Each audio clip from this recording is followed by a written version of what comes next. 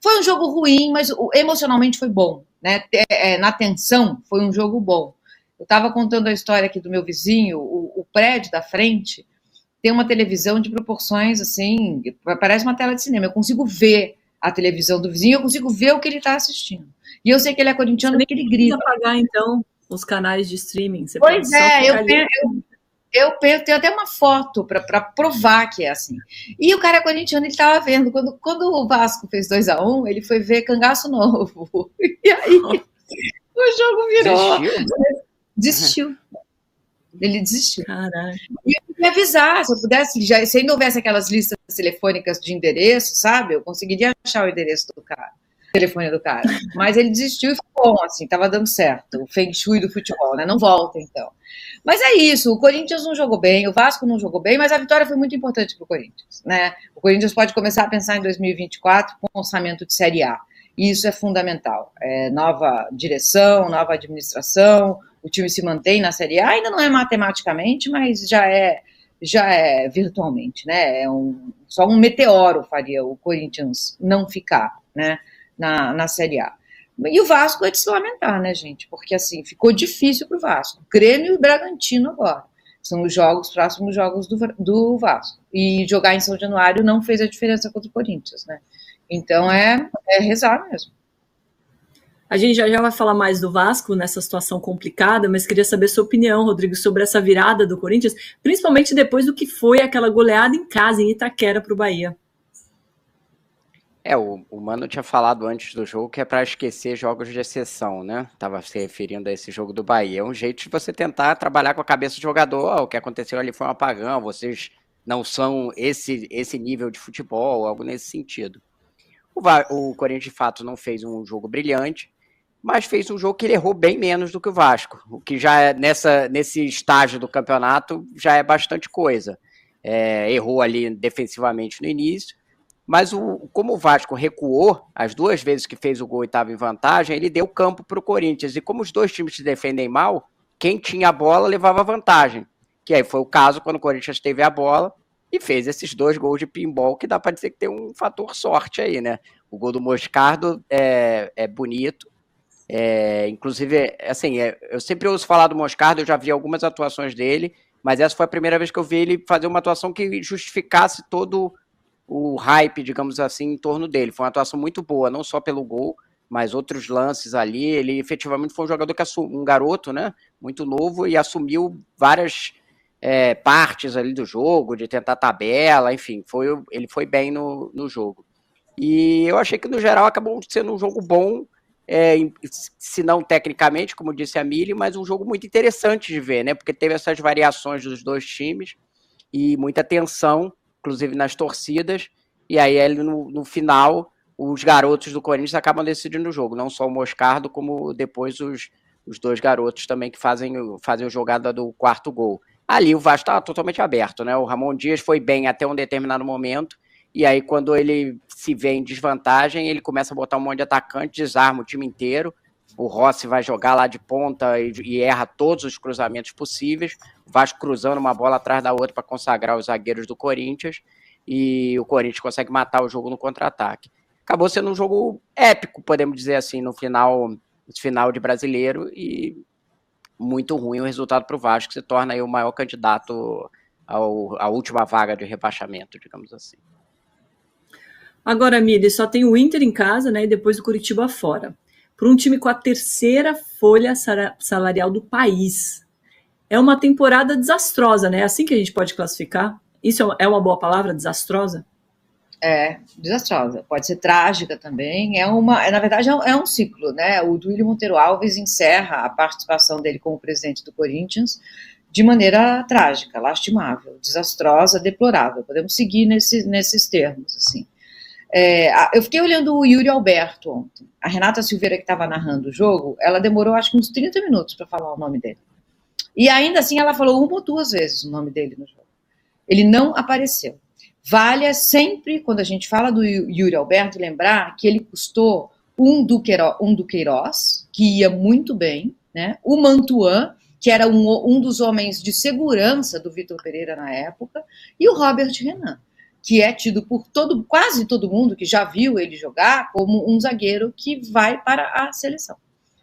Por isso veio o Yuri Alberto. Vou falar do goleiro Ivan, né? Tem uns percentuais aí na troca, mas assim, a grosso modo, a troca foi essa, né? Vem o Yuri Alberto, vai essa turma toda embora, aí por percentuais, enfim, que nem vale a pena ser citado, porque só falar isso já mostra o absurdo dessa negociação. E não foi só essa, né? Foi embora Gabriel Pereira, foram embora 2 times completos da base, né? Que saíram do Corinthians, não vão voltar, ou vão voltar feito o William, né? Volta lá com 30 e poucos anos, e aí já, às vezes, a história nem se completa, né? O William foi embora de uma maneira também muito triste do Corinthians, né?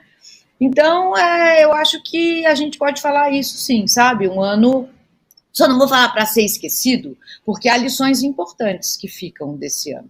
E eu espero que o novo presidente do Corinthians, o Augusto Melo, esteja atento a elas. O que não fazer é muito importante. Quase tão importante quanto o que fazer. Saber o que fazer. Ele já deve, se for bom, né? Já deve estar com um caderno lotado já de anotações, né? Porque é uma aula do que não fazer com o time, Mili.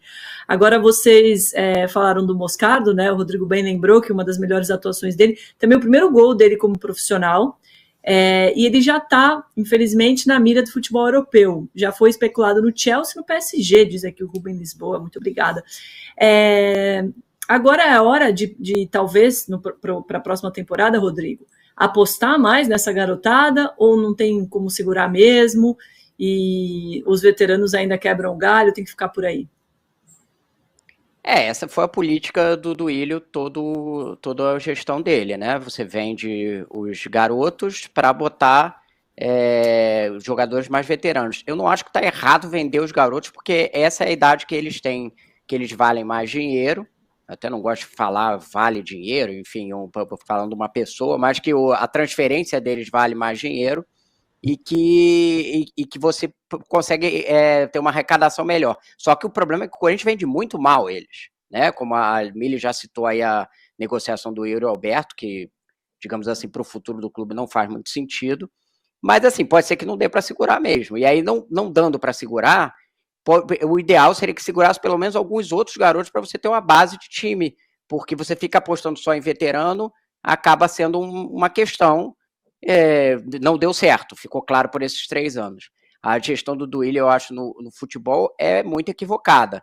Ele tem alguns acertos, as pessoas esquecem isso, eu acho, assim, comparando com gestões anteriores. A dívida ficou estagnada, o que no caso do Corinthians até uma vantagem, porque anteriormente era 100 milhões de déficit todo ano. Então, isso aí, e teve um aumento de receita. Esses 2 pontos são os pontos positivos, mas ele tem muita carga negativa aí, que é essa gestão de futebol completamente equivocada, né? Não à toa teve resultados piores do que os anteriores. E aí, nesses resultados piores, eu acho que o que o próximo presidente Augusto Melo pode rever é essa questão de o tamanho da folha para a eficácia dela, né? Para o que ela produz. Tem muito jogador aí ganhando muito e não produzindo. Eu nem sei se o Yuri Alberto é exatamente o caso, acho que ele certamente foi cara a contratação dele, mas ele é um jogador que tinha um potencial, então a gente precisa ver se ele consegue, talvez em outro funcionamento de time, voltar a ser o jogador que ele já foi.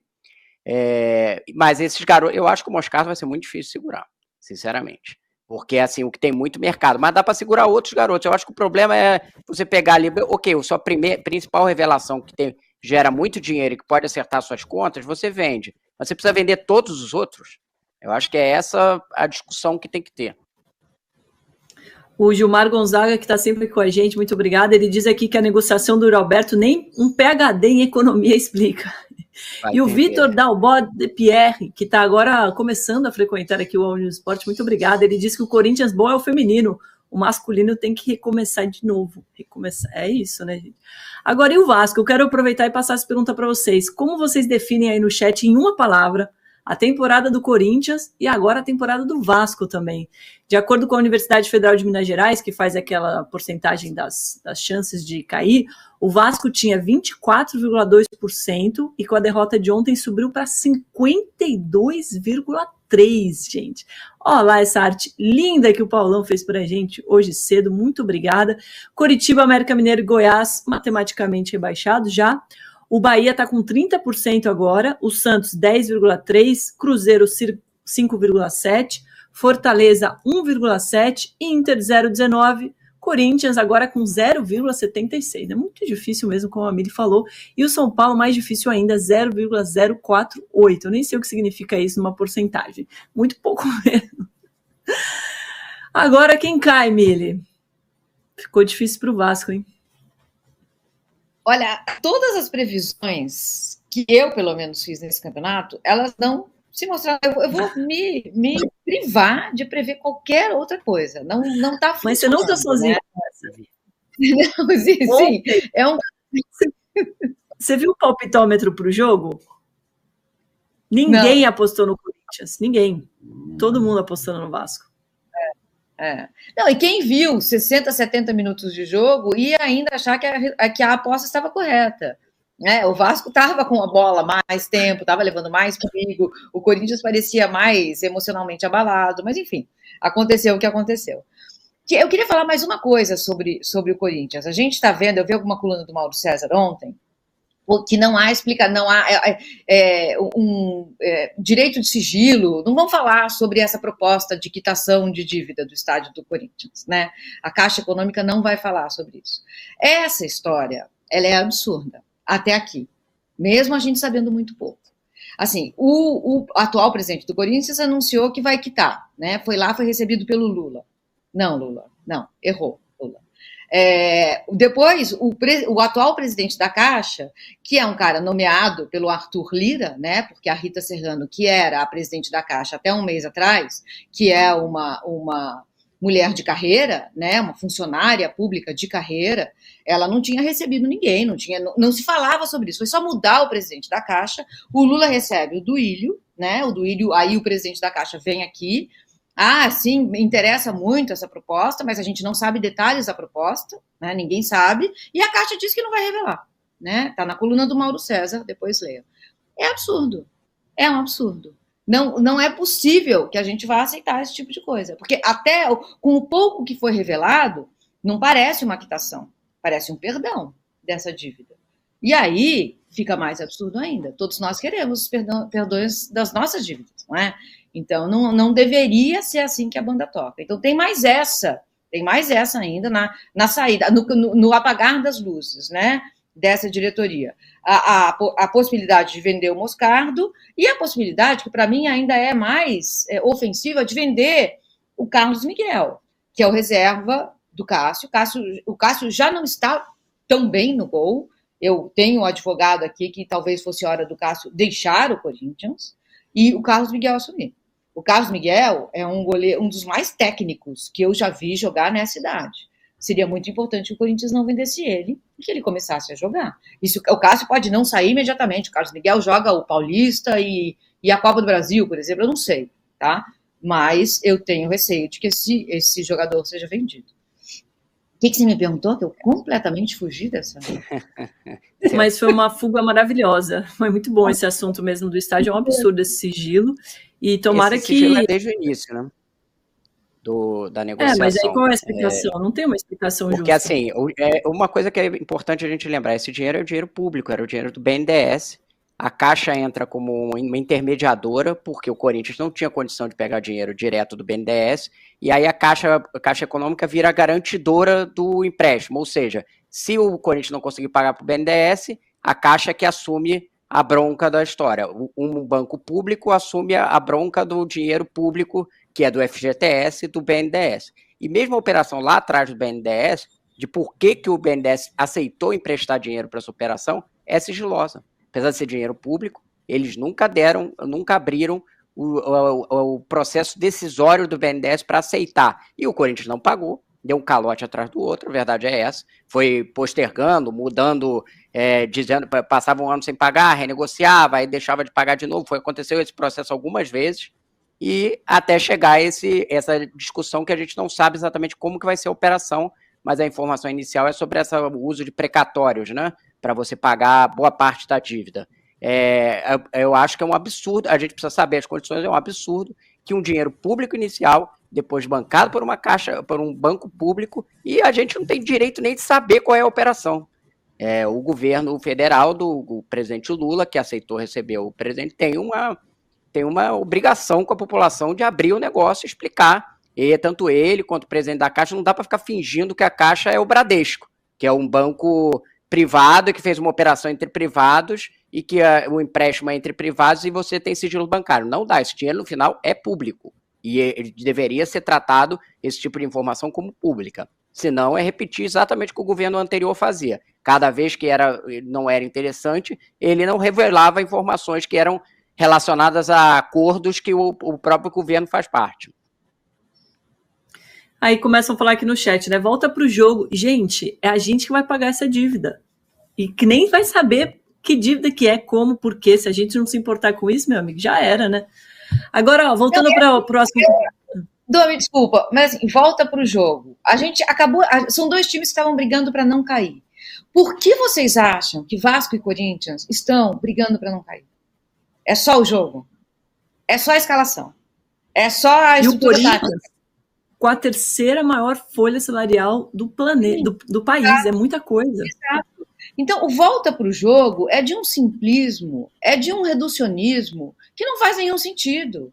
Não é só tática, técnica, estratégia. É o que acontece fora dos campos. O Vasco pertence a uma empresa que se chama 777, que é uma empresa do mercado financeiro que está em Miami, nunca teve um time de futebol e entende tanto de futebol quanto qualquer um estadunidense entende. Que eles jogam tudo com a mão, eles não jogam nada com o pé. Aliás, eles não gostam de nada, eles não entendem o esporte que é jogado com o pé. Então é isso, gente. Como assim volta para o jogo? Estamos no jogo. Estamos no jogo. Qual?